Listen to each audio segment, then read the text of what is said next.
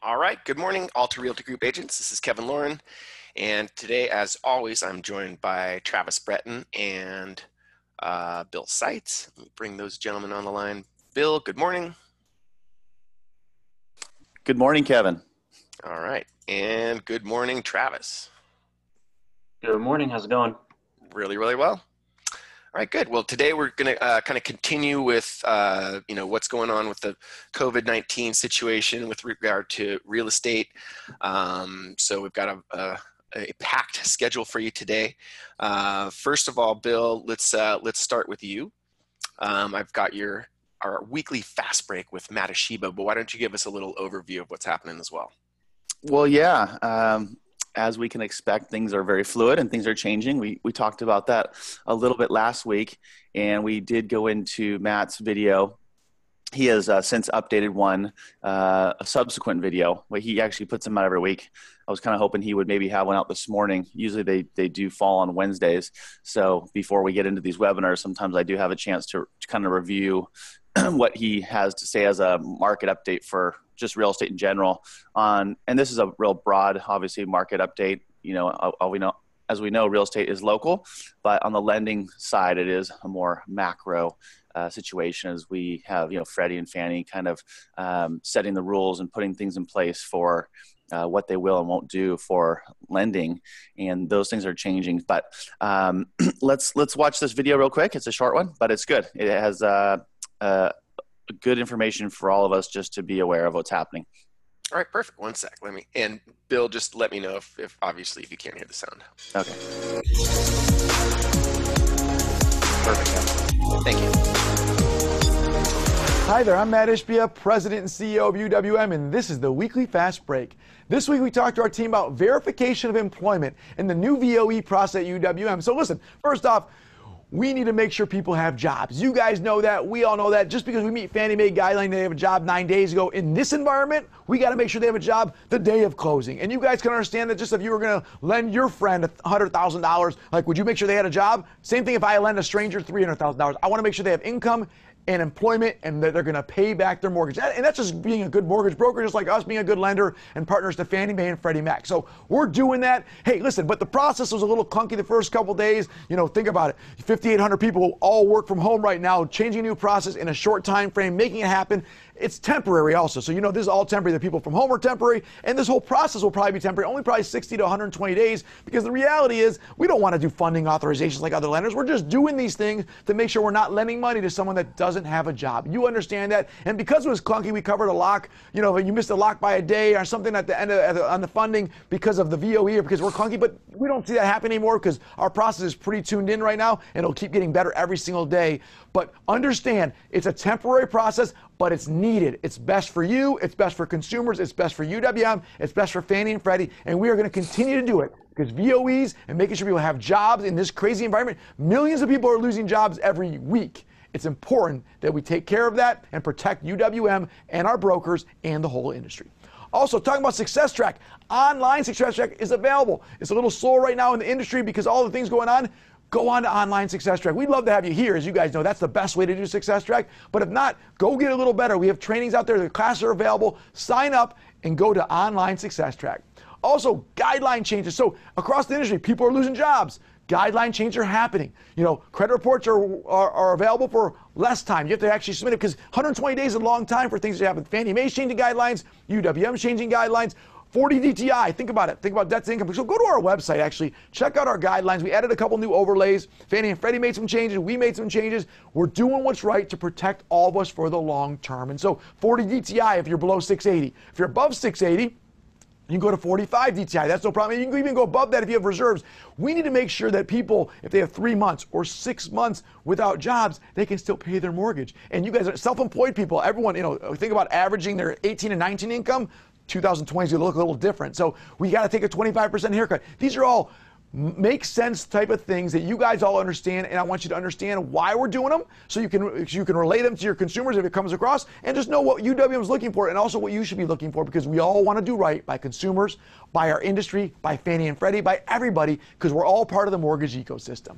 And finally, I want to talk about Q2. It's going to be slower. We all know that, but you know what the good news is for everybody? Rates are down. The 10-year and the MBS are actually starting a little bit more aligned. Now, the rates you see on the rate sheet aren't as good as they're going to be soon, because think about this. No one knows what's going on with servicing values. It's really kind of up in the air because of forbearance and because of a lot of different things. Like, nobody knows right now.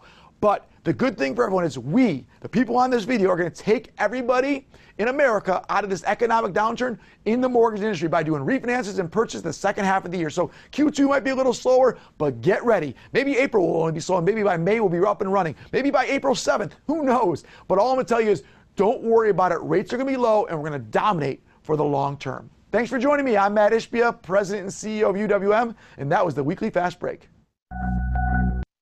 All right. Thank you for putting that on, Kevin. My pleasure. That guy's fired up, huh?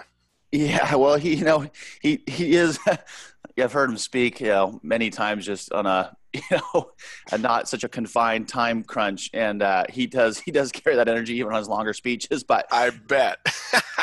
his whole thing is he's trying to squeeze as much as he can, in under 4 minutes, which, as you can see, there's a ton of information in what he brings, and he just gets you on with your day, right? We don't want to sit here and listen to a mortgage video. That's not what we're here to do. But a couple things that I just wanted some takeaways. Self-employment, you heard him talk about it there. Typically, if you're self-employed, you have a 2-year average. Well, now they're taking 25% of that off the top because of what's happening. And it's kind of maybe unfair if your industry is not affected per se, but once again, that's the movement in the industry. Okay, verification of employment. They're going to take that right up to the end, right till the day right before you close. They're going to probably verify twice in the process of escrow or the refinance. They're going to make sure that borrower has a job right up until closing. Makes sense, right? I mean, he says it himself. He's like, we need to do a good job so we can preserve the real estate market and preserve things as we come out of this. We can come out stronger. Even if it's a little bit, tougher right now. Yeah, that's for sure. Yeah, I mean, just the guy's spot on though, but I like his enthusiasm and positive thinking. He's like, hey, we're going to pull this thing out. It's going to be up to us to, make this happen. So I really like that. 100%. And then real quick, before I know Travis has a big presentation here, were you able to get that news article that my mom sent me? I did. Let me pull that up for you in a sec. Yeah, so I wanted to, those Bay Area agents up there, really kind of for all of us. Let's see. That's the one, right? Yeah, so I'm a Bay Area, originally from the Bay Area, born up there. Have a lot of family up there still. So my mom lives in the South Bay, and she takes the San Jose or the Mercury News. And this was a headline: real estate agents getting back up to speed again. As you can see in the article, you've got the agent and the borrower wearing masks and gloves. Yeah. And so, that's looks like this is going to be our new normal for now. Yeah. And people are adjusting. People are making basically contingency plans on how to show property and how to get back out there, how to keep working, how to keep doing their business. And I thought this is very telling. If this is on the front page of the Mercury News, that's a big deal. So, oh, heck yeah. And I think it's encouraging and it's positive, and we can all use positive news. That's for sure. Well, Bill, thanks for that. Appreciate it. And now we're going to shift gears. And Travis, we're going to talk about the clear cooperation policy as well as the new car forms. Correct, Travis? Yep. I think we should go over those. Okay, perfect. Let's see. So you sent me. I sent you a bunch of stuff, so I know. Pull up whatever you want. Right.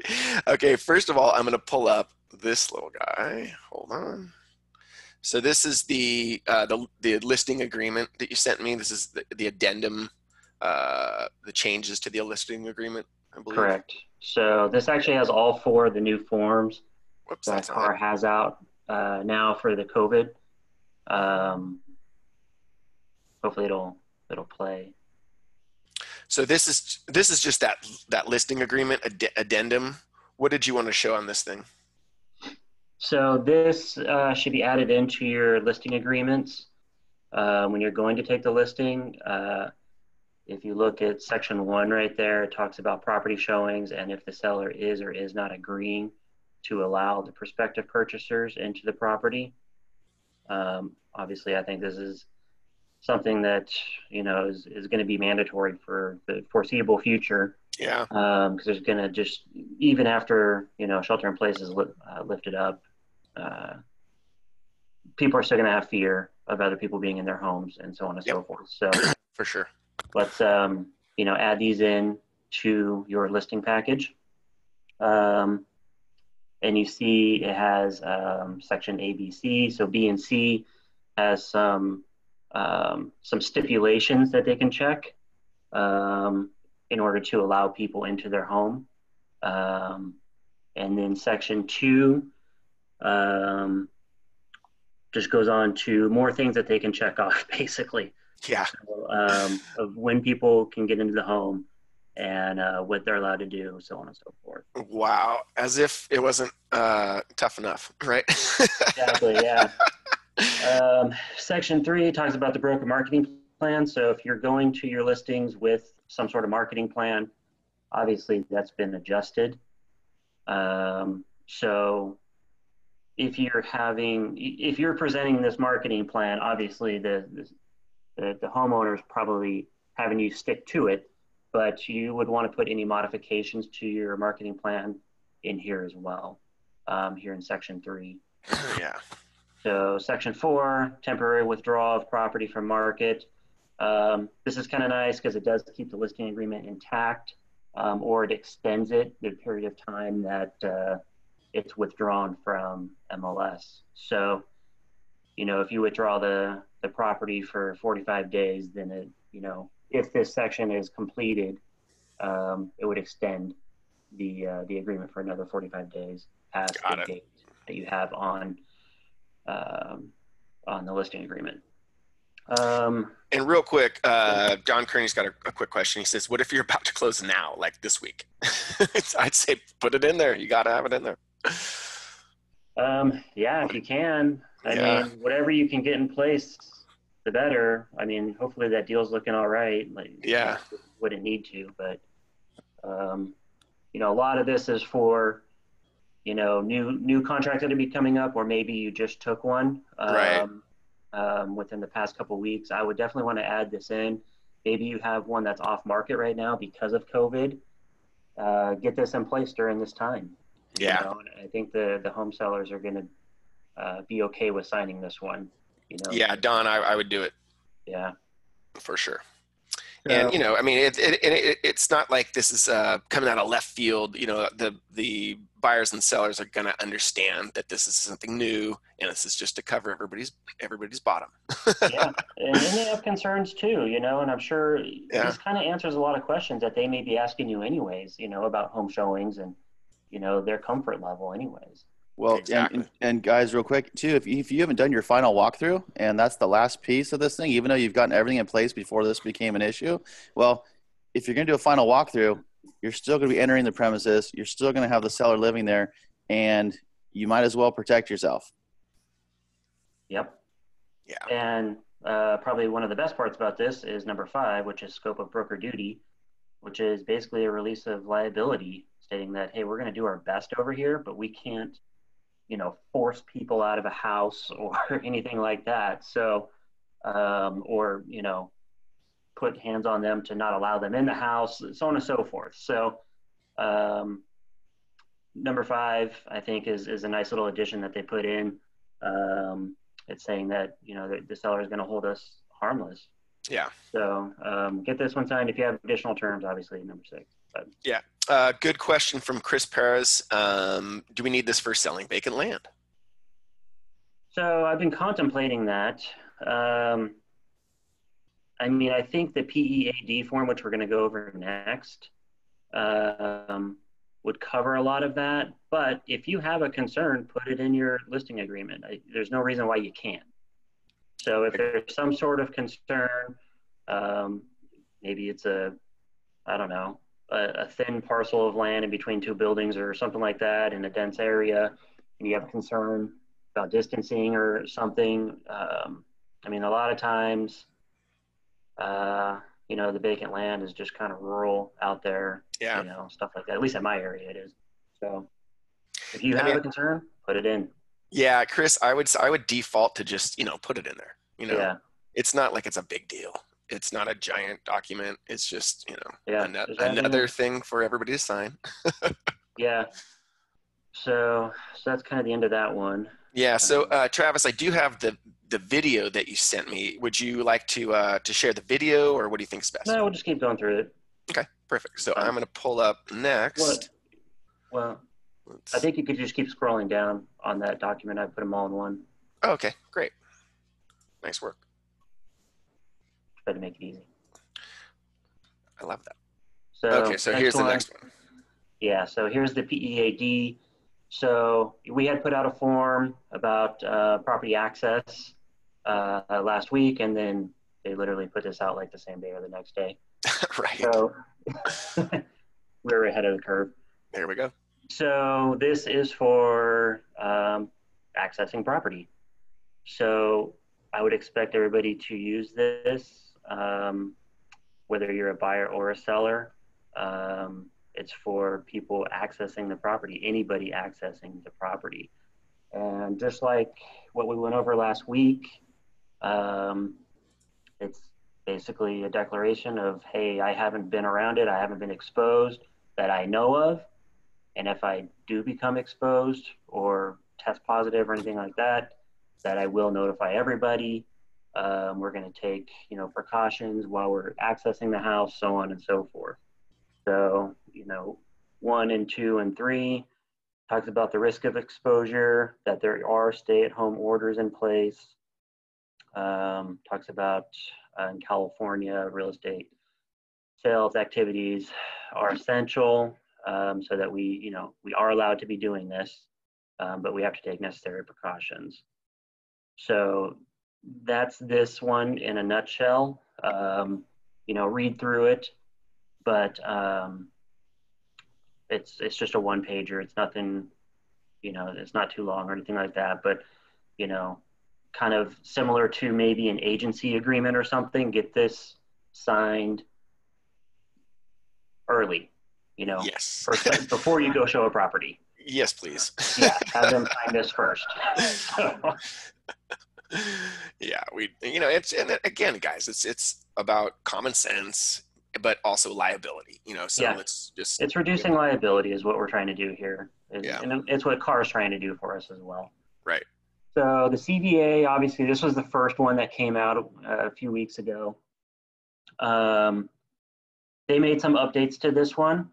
So I'm not going to go over this one a whole lot, but, if you can get this one in place, it's good, because there are, I feel like a lot of the bulk of the cancellations have happened, I feel like. I don't know if Bill maybe agrees with that too, but, when shelter in place kind of came about and everybody started canceling and, because of job loss or guideline changes, I feel like that's not behind us 100%, but it's definitely slowed down. But I would still try and get this in, because people are still being laid off. Guideline changes are still happening, as we just saw. So if you can get this one in, you're in an existing contract, it'd be great. But I would put it in all of your offers to see if you can get the seller to agree to it as well. So, and this one's nice because it does set the tone for the transaction. Basically, I think it's in number 2, 1 and 2. It's just saying that there's things going on that are bigger than us out there, and we're all agreeing to act fairly with each other and in good faith during this transaction.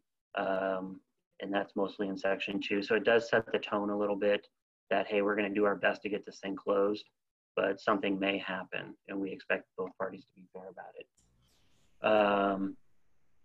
And then down in 4, These are boxes to check depending on what you have going on. If you're putting this in place after the contract is already in place, this is the sections where you would do it. You have the mutual cancellation, you have extensions, so on and so forth. And what they did is they made an addendum to this addendum, which is the next one, if you want to scroll down a little bit. Sure. The addendum to the addendum. Yeah. So this is what you would use now if you are going to have a cancellation. A, B, C. Basically, you just check what happened. You can provide an explanation, and this is where you're going to cancel the deal. But you cannot use this unless you have the CVA in place. So if you don't have the CVA in place, this means nothing to a seller if you send it to them. So because this wasn't agreed upon in the beginning with the CVA. So if you have the CVA in place, then you would be able to use this cancellation form to cancel out your transaction and move on. So just keep that in mind. This one has to be used with the other one. Got it. So these are obviously car forms, downloadable through WinForms, all that kind of stuff. Yep, everything's in zip forms, and that's zip just, forms. We can spend a lot of time on these, but I just want to give like a pretty brief overview of what each one is and where you should be using it. No, that's perfect. Yeah. And then the next thing you sent me, let's see. How about the shelter in place? I'm sorry, the clear cooperation violation that we had. Yeah, let's do that one. So we got a lot of things going on in the industry right now, obviously. Oh yeah. Okay, so let me share that one. If you don't know what clear cooperation is, last year NAR put in the clear cooperation policy. So this is actually nationwide, and it gave all the MLSs until May 1st to come into compliance. A couple weeks ago, CRMLS became compliant with clear cooperation, and look at that, we got our first violation already. So it's real. It's real. They are looking, other agents are going to be reporting. You should also be reporting. I mean, yeah, if you see agents out there advertising when they should not be advertising, it's a clear violation. Yeah. So, and it's hurting your buyers, which, we've all seen throughout the years anyways. So without getting real deep into a conversation about clear cooperation, the nuts and bolts of it are, if the property is marketed to the public, it has to be inputted into the MLS within 1 day. So even if you have the seller to exclude in there, those are going to be getting adjusted by each of the MLSs. If it goes out to the public, then it needs to go into MLS. That would be a yard sign. That would be a flyer in a window of an office. That would be distribution of a flyer. That would be door knockers. Anything like that where you're advertising the listing. Facebook advertising. Yep.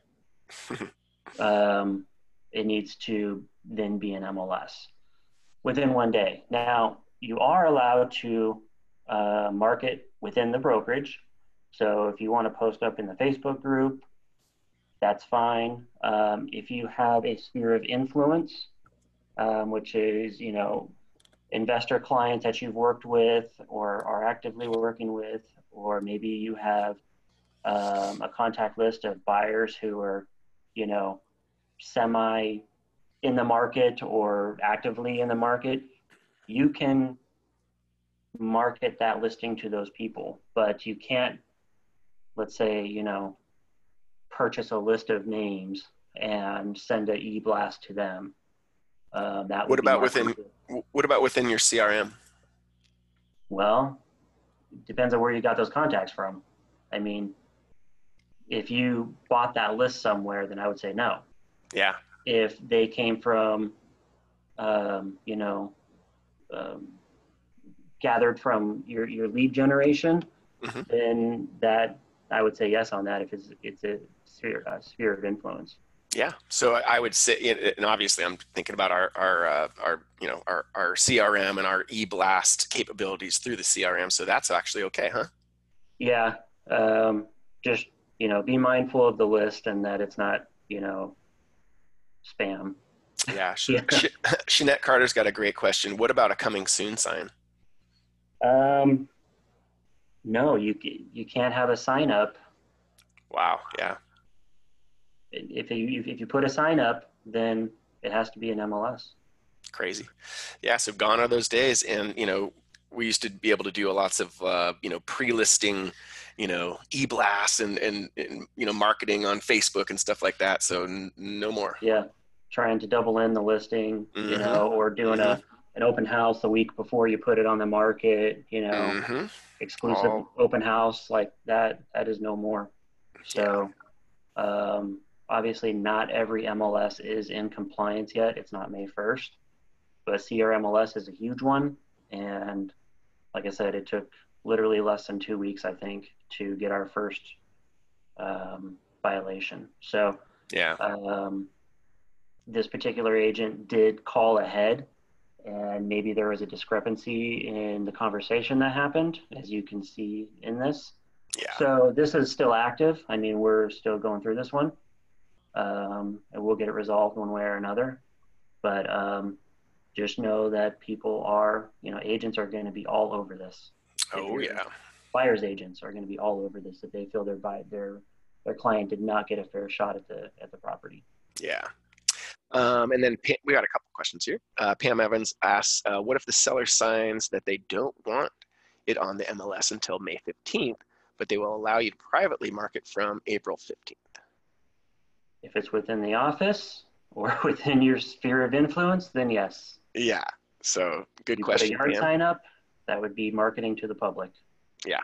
And then Charles asks, so again, coming soon? No, we can no longer do coming soon signs or anything like that, Charles. So unfortunately, those days are gone, buddy. I think so. So I have a more detailed one about coming soons and stuff like that, but and we can maybe go over those individually. And like I said, not every MLS is in compliance yet with clear operation policy. So in your market, it still may be okay for the time being. And you can always ask your board too, if you just want to call up the compliance department and ask them. Yeah. But expect by May 1st that all the MLSs are going to be in compliance with the NAR policy. Yeah. And then again, another little side note for Charles. Charles said, what if you don't have a signed contract from the property owner yet? Yeah, absolutely. Can't do any marketing at all. No way. And then let's see, what if you have no contract for the property owner? Is it okay to pre-market? Well, if you have a listing agreement, that's when this comes into place. I mean, if there's no agreement, then I don't know. You're probably walking a fine line there, because you may get an agent calling, to violate you about it. Yeah. Whether that will stand or not, I'm not 100% sure. I'll check into that actually. But basically, if you have a listing agreement in place. Yeah. So Charles. Yeah. Yeah, Charles, I hope that answers your question. And again, within your sphere, probably okay. You can talk to people like, hey, I have a possible listing coming up, but no marketing, no public marketing, right? Yeah, and it can be, there's office exclusives and stuff like that can still happen. I mean, it could never hit the MLS really, but you can only market within the brokerage at that point. So maybe if you have a high-end client or something like that, who doesn't want it blasted all over Zillow, then you can do an office exclusive because it's still okay to market within the walls of the office. Yeah. So that would still be okay, or your sphere of influence. Note on that though, investment clubs, broker clubs, maybe, a broker group that's, sharing listings between each other, that does not count as spheres of influence. So don't post up a property into an investment group that that would be marketing to the public. Right. So they would have to be your own sphere of influence, people that you've worked with or are currently working with. And then one more from Pam. Can you list it and put it on hold and market while it's on hold? If you market to the public, it's got to be active in the MLS within 1 day. Yeah. Yeah. So it's got to be active, Pam. So coming soon. It's coming soon for 24 hours. Right. It'll be here tomorrow. Yep. What a racket! I just got to put my 2 cents in. That's a absolute racket. I mean, I know. because that's like, a way for obviously people or agents to pick up buyers, right? It's of course. And a lot of times the seller doesn't want to have they want this home to be sold before they have so much traffic to the property. For sure. It's home selling is an invasive process. Yes. By any stretch of the imagination, and it is what it is. But there's so many types of different sellers. They could be elderly. They could be have young children. I mean, there's so many reasons why that's just a bummer that they're doing this from my perspective. You know what I mean? Yeah. Mike Beauregard. Behind it, but I don't love it. Yeah, I got one more question for you, Travis. Mike Beauregard asks, can the seller market the properties themselves? That's an interesting seller one. market and a listing agreement is in place, I guess would be the question. Yeah. I guess that's an interesting one, Mike. Yeah, that's an interesting one. I don't know if I've seen that question get posed yet. That's something I'll have to check into as well. So you would have a listing agreement in place, mm-hmm. and then Mike says yes. That's the question. So, and if it's not an MLS, if the seller is putting the flyers out there and whatnot, and maybe another agent finds out that it is listed, again, this could create a scenario where someone would file a complaint, trying to get around a loophole, basically. And so you may still receive a complaint from a disgruntled agent who is not able to show the home and knows there's a listing agreement in place. Yeah. And there's marketing being done. So I can find out if it's an actual violation, but I would, err on the side of caution and say that you got to think about the agents out there that are looking for, to violate listing agents against this. So whether it would, stand up at the board or not, I guess would be something to find out, But if you don't need to come down with, getting these kinds of letters and having to deal with it and send them a bunch of paperwork and proof, then I would probably say no. Yeah, I think that's not a good idea. Kind of a good rule of thumb, right? Yeah. I just try and think about all the agents out there that are definitely going to be jumping all over this. Yeah, and at the end of the day, like, it's going to come back on you, because you're going to eventually, be selling the property and all that kind of stuff. So, yeah. Yep. So, well, perfect. Travis, we have run out of time. Was there anything else that you needed to cover today? Real quickly, I spent the better part of the last 2 days revising checklists and adding new checklists into SkySlope. Awesome. They've been organized, and all the new forms are added in there. There's a couple new checklists in there for vacant land and so on and so forth. So if you have any questions on anything or see any errors, let me know. It took a lot of hours to get it in place, but I think it's much better. And then the other thing we're going to be doing with CDAs is we will send you a draft copy before we sign it to just check for errors, because a lot of times we don't know that a TC needs to be paid or something like that. And I'm signing the CDAs 2 and 3 times sometimes.